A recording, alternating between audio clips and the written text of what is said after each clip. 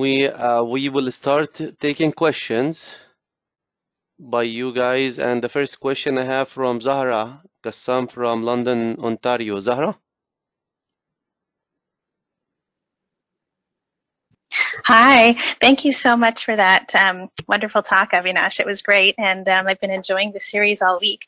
My question was regarding the timing for the arterial phase on CT. So you had mentioned that the late arterial phase is preferred, and yesterday we saw a really nice case that Aya showed differentiating between LRM and LR5, and on that case, the early arterial phase showed us the rim AFib, and the late arterial phase showed us solid AFib. So I'm wondering if there's value in having both phases to differentiate between LRM and LR5.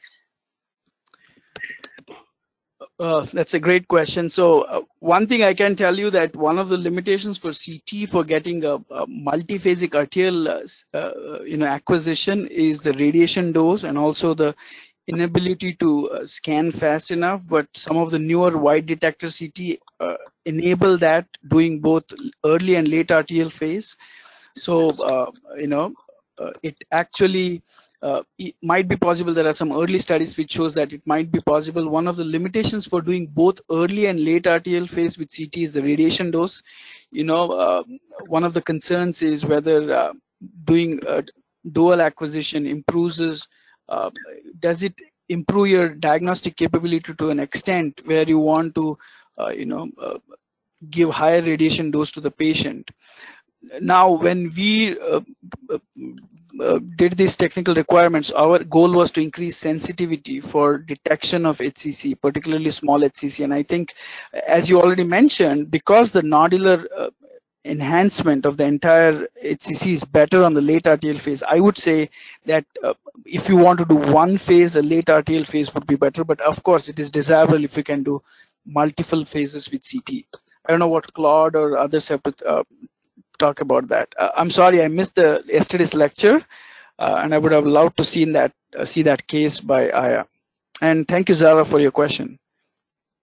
Thank you. Thank you so much. Thank you, Zahra. Thank you, Avinash. Claude, do you want to add anything since you were talking about this yesterday? Forgive me, I didn't catch the entire question and answer, but I believe it has to do with the timing of rim enhancement potentially and the differentiation between LI-RADS 5 and LI-RADS M. Was that the question? With multiple arterial phase, she was talking about the utility of multiple arterial phase and usefulness, whether it would be more useful to just use multiple arterial phases. We don't know the answer to that. It's a great question. We don't know the answer to that. I think it's a fascinating research question. In theory, this is in theory, you might imagine a situation let me start again. Hepatocellular carcinomas, based on what we know from contrast enhanced ultrasound and based on what we know from dynamic hepatic angiography, we know that HCC is enhanced from the outside in. And so if you do very, very high temporal resolution imaging, in fact, you should expect to see that the initial enhancement of an HCC should be on the outside of the tumor, and very, very quickly, the enhancement should spread throughout the tumor. So that has led some folks to speculate that on multi-arterial phase imaging, you might in fact see a transient rim of enhancement for HCC. But that's speculation. And whether or not this will help in the differentiation between HCC and cholangiocarcinoma is also unknown. If you're interested in doing research on this topic, please feel free to contact Victoria or me or someone else on the LI-RADS steering committee. We'd be delighted to speak with you and see if we can design a research study to answer this question. But we don't know the answer in the year 2020. Great, thank you very much, Claude. So I have a question from Sandeep. Sandeep, would you want to give the question?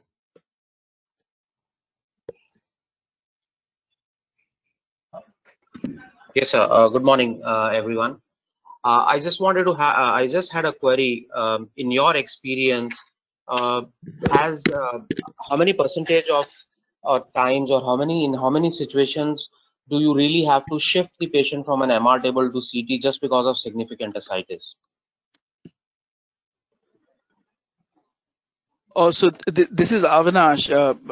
I can.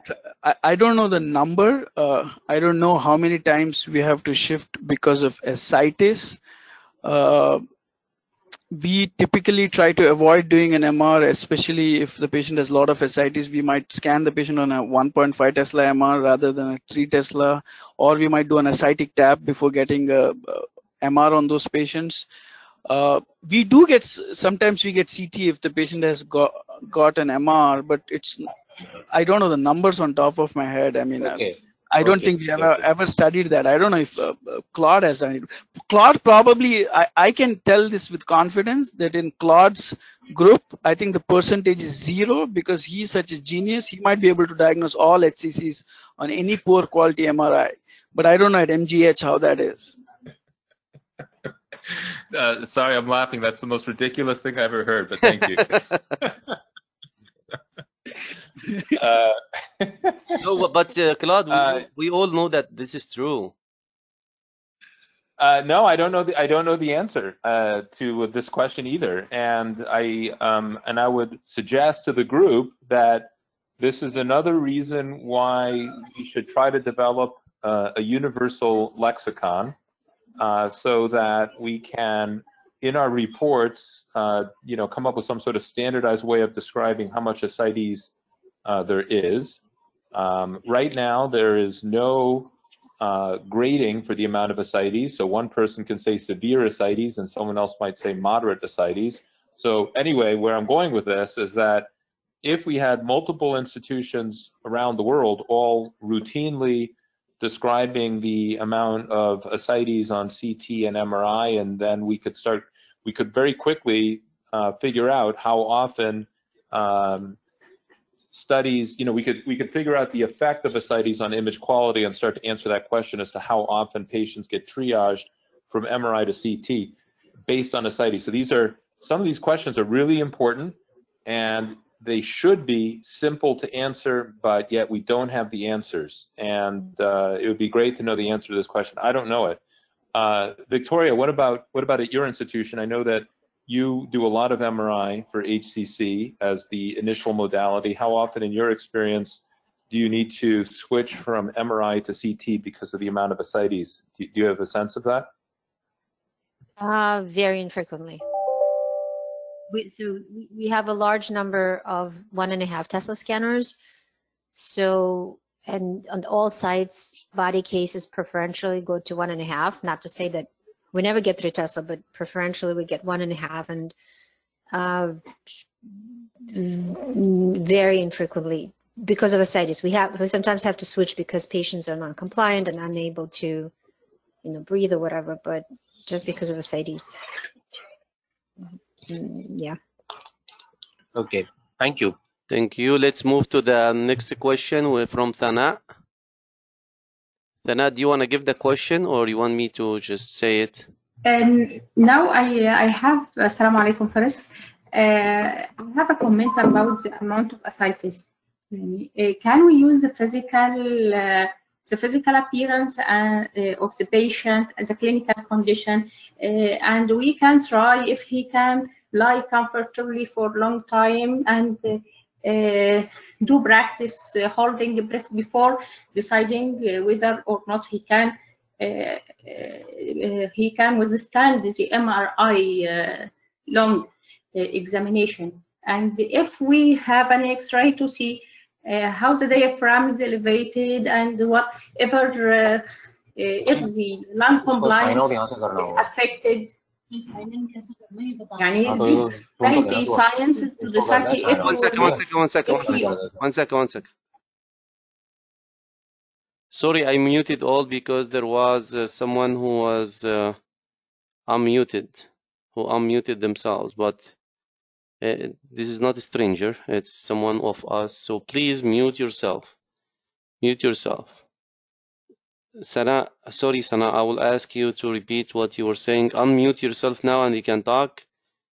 And Avinash, you can unmute Yeah, yourself too. Okay, start the question. I was Yeah, please start the question over. I was The saying comment. that we can use the clinical conditions, the state of elevation, the diaphragm, and compliance of the lung to decide whether the patient can withstand the MRI, or we can shift it to the CT, which is much easier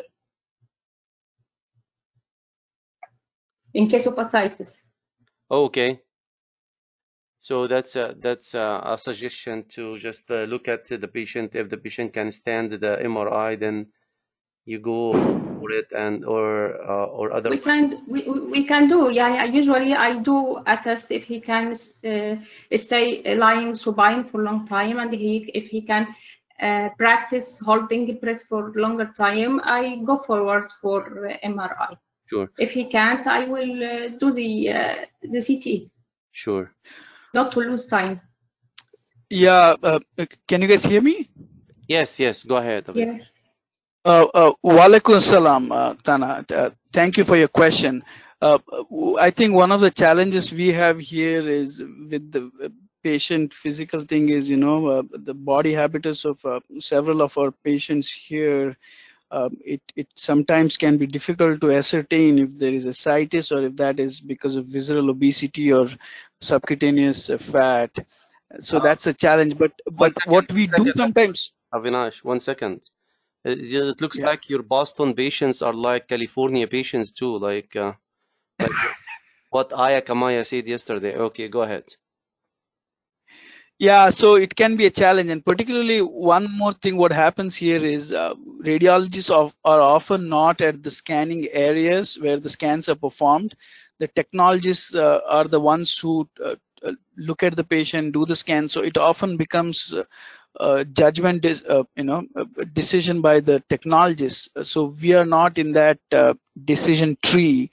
But what we sometimes do is, if there is an MR performed on a patient where there was a lot of fluid and we were not able to characterize a liver lesion, we sometimes in our recommendation, we say the subsequent imaging should preferably performed with a multiphasic CT.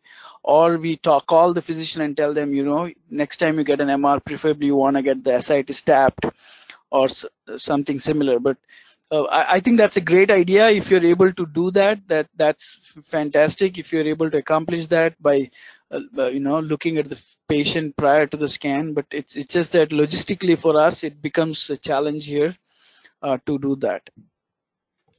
About ultrasound observations, can it help us to decide which arterial phase to choose to decrease the radiation dose, and if we can choose between CT and the MRI according to the amount of ascites and the state of if there is associated pleural effusion, elevation of the diaphragm? Would it help to use ultrasound before choosing CT or MRI? No, definitely. I think that's a great question. I think it might, but I don't know the answer to that question because our workflow somehow does not allow us to make those decisions, but based on that ascites and effusion. I don't know if Claude or Victoria, if you or Khaled, if you use any of these, approaches which Donna talked about to make your decision for CT and MRI. Unfortunately, we don't do that. It's just our workflow and logistics does not allow us to, Yeah, same here. Do that. Same here. I don't think, and if you think about ascites, there are other factors that you can triage for also that would be also important to choose the other modalities. So I don't think the workflow allows for this. But she was asking also. She was asking also about the ultrasound observation to decide which arterial phase to do, whether you do a single arterial phase or multiple arterial phases to do based on the appearance on ultrasound. We don't do that, but I would be, I'm very intrigued to look at what Aya showed yesterday to see how we can use this ultrasound to determine, type of arterial phase acquisition. If that's something which is, I'm fascinated by just hearing that you could do that. So yeah, that's something which could be tried. And as Claude said, we don't know the answer to that question, whether it's helpful. If somebody can take it up and find out if the utility, that would be great. I think it would be a great contribution. Okay, thank you, Avinash. Does anyone have any further comment or a question? Victoria or Claude or Aya or anyone around here has a question before we conclude? I think that was a very informative. I'm getting probably another one here. 1 second. Oh, Dr. Canella from Italy is telling you very clear talk. Very clear talk, Dr. Kambadakone. Thank you very much, Avinash. Appreciate it. Oh, no, thank you. That's very kind. Thank you so much. Thank you. Another person, Alexandra Rudenka, is also telling you that that was a great lecture. Thank you very much, Dr. Kambadakone. I appreciate that. And thank you, everyone, for coming as usual and attending this series. Tomorrow, we have a very exciting day again with Dr. David Fitzer. He's going to talk about a very hot topic, which is contrast-enhanced ultrasound. So I look forward to seeing all of you again tomorrow. And with that, I would conclude our session. Thank you very much all. Appreciate it. Oh, thank you so much. Thank you for the invitation. Thank you very much, Avinash.